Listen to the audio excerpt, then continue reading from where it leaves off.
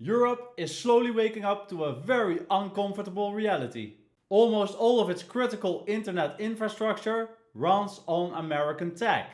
Cloud providers, data storage, compute, AI, you name it, it runs on American tech. And in a world that's becoming more fragmented and geopolitical every day, that's a risk. I mean, Greenland is just the most recent example. I am not a certified financial advisor. Anything I say is for entertainment purposes only. Not surprising that there's a growing push inside of the EU to use European tech instead of American tech. That way the EU can reduce reliance on US-based internet infrastructure. Not because American tech is bad, but because of sovereignty.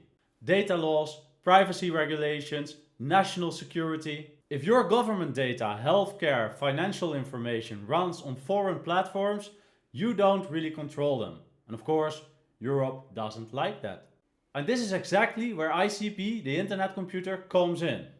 Reliant tech, very secure and Swiss-based.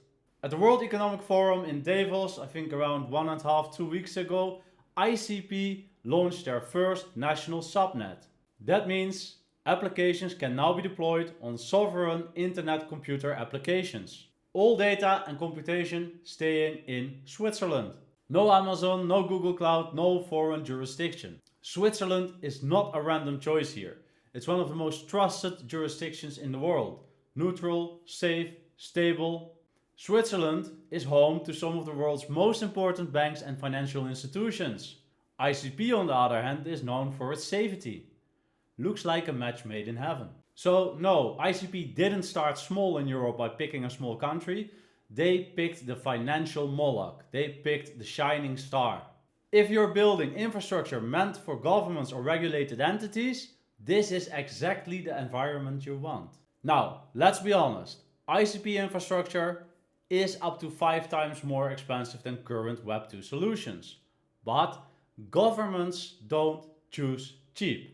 Governments choose safety. They optimize for security, control, compliance, and long-term resilience. For them, paying more for sovereign infrastructure isn't a downside, it's the point. Another thing that's often overlooked, ICP has one of the largest and most active ecosystems in crypto. Dominic, head of Divinity, last week claimed that there's 10x more developers on ICP than all the other blockchains combined.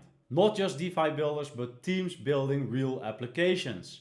Kevin AI helped with that a lot. So where other L1s often create hype and go up in a lot of hype, ICP is actually used by developers. Switzerland is just the first. Divinity and ICP are in talks with other governments. Look, that doesn't mean overnight adoption, but it does mean that ICP is looking in places where other blockchains can only dream of.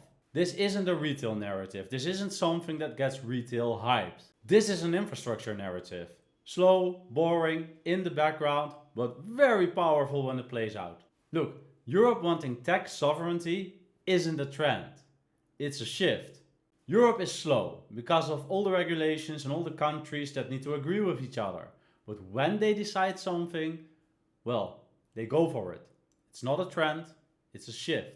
And ICP happens to be one of the very few crypto projects that fit. If you have been following me on X, you know I'm a big ICP fan. I'm a big fan of the technology, I'm a big fan of Kevin AI, and I'm a big fan of the potential. I would love to know your thoughts. Is this the thing that will grow the ICP token to be one of the biggest in crypto?